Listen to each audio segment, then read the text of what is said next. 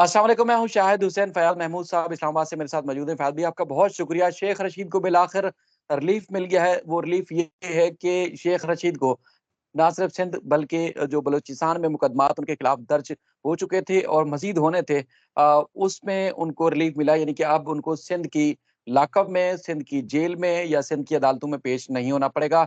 ये बहुत बड़ा रिलीफ़ मिला है। एक तो ये एक पस मंज़र इसका बताइएगा कि बुनियादी तौर पर क्या वजह ठहरी अदालत के अंदर, जिसमें पुलिस को गिरफ्तार नहीं करने दिया अदालत ने, उनको जो राहदारी के रिमांड की सज़ा थी वो मुस्तरद की।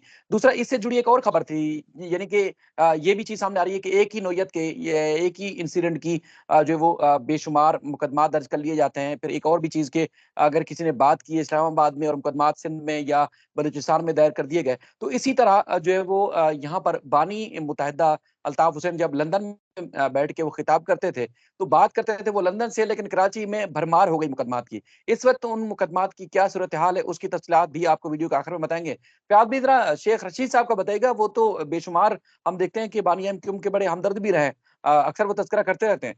तो आप बताइएगा कि उनको किस तरह रिलीफ़ मिला अदालत से? शाहिद भाई, आपका बहुत-बहुत शुक्रिया और आपके व्यूअर्स को अस्सलाम वालेकुम।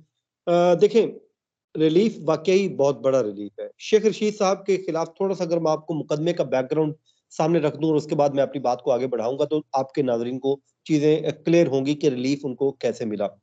देखें, इस्लामाबाद पुलिस ने एक उनको नोटिस जारी किया और नोटिस जारी करके उनको समन कर लिया कि जी आप हमारे सामने पेश हों। आपने जो आसिफ अली ज़रदारी और इमरान खान से मुतल्लिक जो इमरान खान को कत्ल करने मुबैना तौर पे जो एक साज़िश है, उससे मुतल्लिक आसिफ अली ज़रदारी पर इल्ज़ामात आयद किए हैं और ये आपने जो इल्ज़ामात आयद किए हैं, ये बड़े ही खतरनाक हैं। आप अदालत में अब हमारे पास सामने पेश हो जाएँ। अच्छा, इस बात को लेके शेख रशीद साहब इस्लामाबाद हाई कोर्ट पहुँच गए। वहाँ पर जस्टिस तारिक महमूद जहांगीरी साहब बड़े ज़बरदस्त वकील रहे हैं। अब वो इस्लामाबाद हाई कोर्ट के जज हैं, बड़े ही दबंग किस्म के वो जज हैं। उनके सामने ये केस फिक्स हो गया। तो उन्होंने कहा कि पुलिस क्या कैसे कर सकती है किसी को समन जब इख्तियार ही नहीं है, एफआईआर हुई नहीं है, तो आप नहीं कर सकते।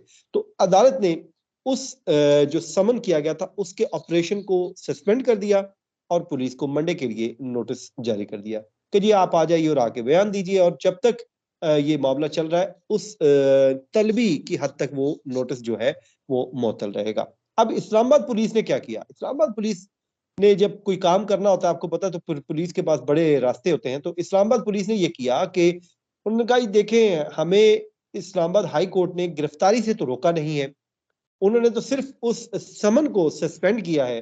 तो इस्लामाबाद पुलिस ने एक मुकदमा दर्ज किया और मुकदमा दर्ज करके उनको अरेस्ट कर लिया। अब बड़ा शोर मचाया पाकिस्तान तहरीक इंसाफ और शेख रशीद के हामियों की जानिब से कि ये तो खुल्लम खुला तौहीन अदालत है। तो फिर एक दरखास्त दायर कर दी गई इस्लामाबाद हाई कोर्ट में जब शेख रशीद साहब को गिरफ्तार कर लिया गया।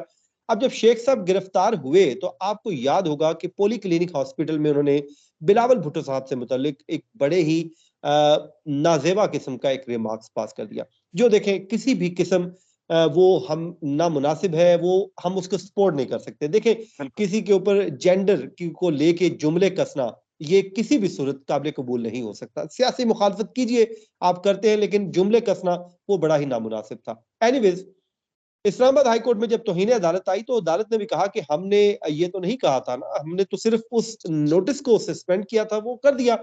एनीवेज़, अदालत ने उस दरखास्त को भी आज के लिए फिक्स कर दिया।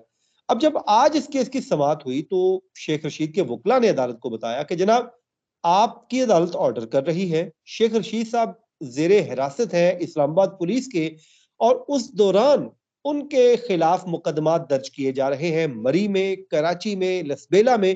अब आप हमें बताएं कि हम कहाँ पर जाएं, हमें इंसाफ कौन देगा? अब अदालत ने कहा, ये तो बड़ा हैरान कुन है कि जब एक बंदा गिरफ्तार हो चुका है और एक ही इल्जाम है, उस इल्जाम के तहत आप कैसे ज्यादा मुकदमा दर्ज कर सकते हैं?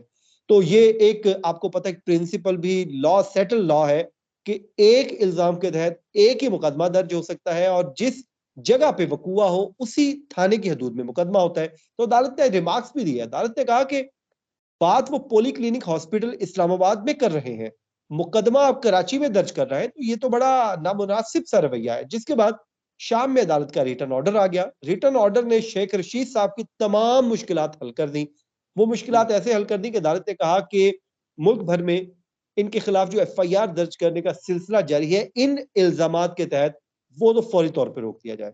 अदालत ने ऑर्डर पास कर दिया। अदालत ने कहा कि इस इल्जाम के तहत अब पूरे मुल्क में कहीं पे भी FIR दर्ज नहीं होगी। और अगली जो बात अदालत ने लिखी वो और भी बड़ी इंटरेस्टिंग है।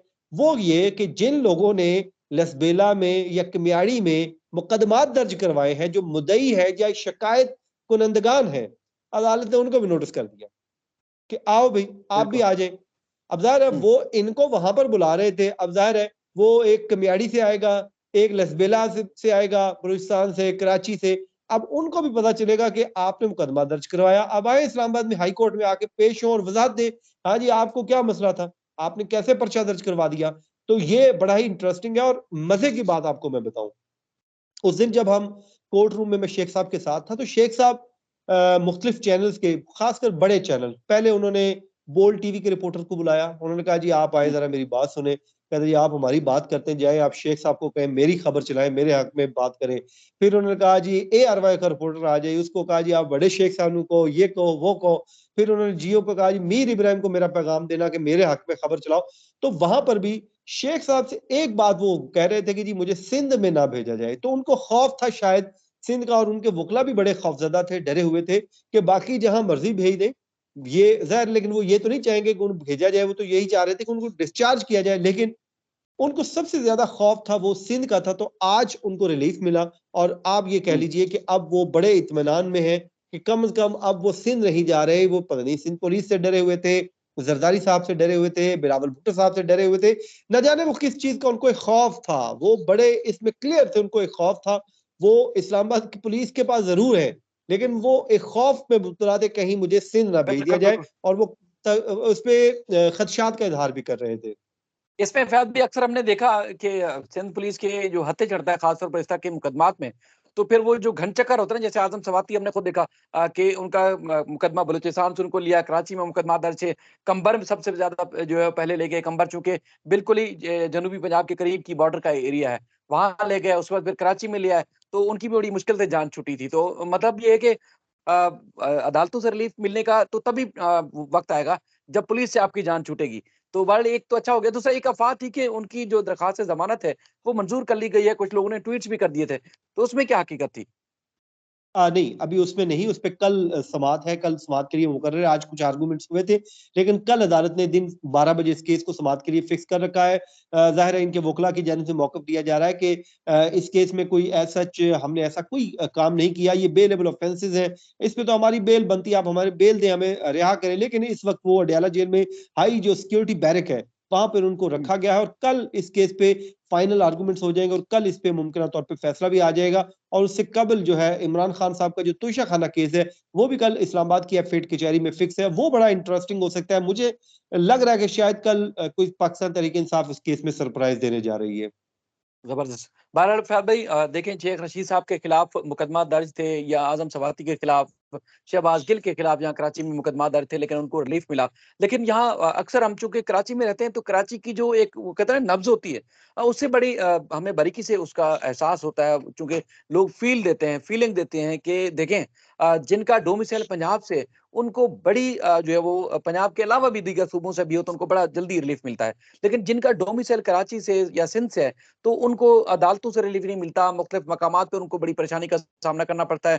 ख़ास तौर पर परवेज़ मुशर्रफ साहब इंतकाल कर गए, आपको पता है। उस हवाले से भी अल्ताफ़ हुसैन साहब ने भी ट्वीट किया कि देखें, एक डोमिसाइल का फ़र्क कितना है कि उनको किस तरह मुश्किल का सामना करना पड़ रहा है क्योंकि इसी नौइयत के और जिनके पास जिन्होंने जुर्म किया था, उनको तो इंसाफ के कटहरे में भी नहीं लाया गया और इनको ऊपर मुकदमा दर्ज किए गए, उसके बाद फिर इस तरह की अदालतों से सज़ा भी दिलवाई गई। अच्छा, इसी नौइयत के चूँकि बानी एमक्यूएम लंदन में होते हैं, उन्होंने खिताब किए मुख्तलिफ औकात में।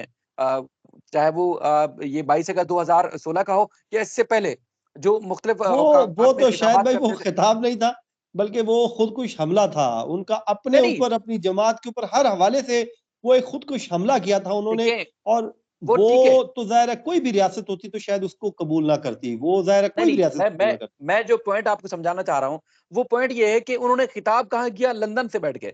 और जिस तरह आप पॉली क्लिनिक में बैठ के शेख रशीद का स्टेटमेंट हुँ, हुँ। के ऊपर कराची में मुकदमा अदालत कहती है दर्ज नहीं हो सकता, तो फिर अल्ताफ हुसैन का मुकदमा यहाँ कराची में कैसे दर्ज हो गया? वो तो लंदन से बैठ के किताब कर रहे थे। अच्छा चलें, एक ही जुर्म यानी कि उनका खिताब है, उसके अंदर जो भी इल्ज़ामात हैं जिनकी वो माफ़ी भी माँग चुके हैं। तो उनके तमाम जो जमात के सरकर्दा रहनुमा थे, उनके खिलाफ तकरीबन कोई 28 से ज़्यादा मुकदमा दर्ज किए गए। 7 साल से वो एटीसी के चक्कर काट रहे हैं।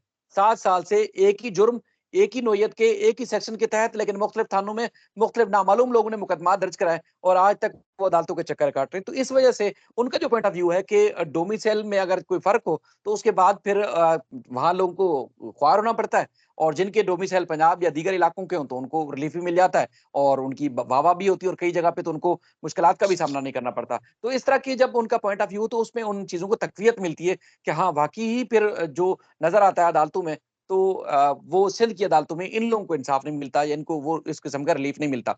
बाकी उनकी जो स्पीचेज़ हैं, उनके बरअक्स एक आम आदमी, इस बड़े सियासी रहनुमा तो दूर की बात है, एक आम आदमी भी खड़े होके रोज़ मिलिट्री को, एस्टेब्लिशमेंट को, अदलिया को ना सिर्फ तज़हीक कर रहा होता है, बल्कि एक संगीन नोयत के उनके ऊपर इल्ज़ामात आयद कर रहे होते हैं।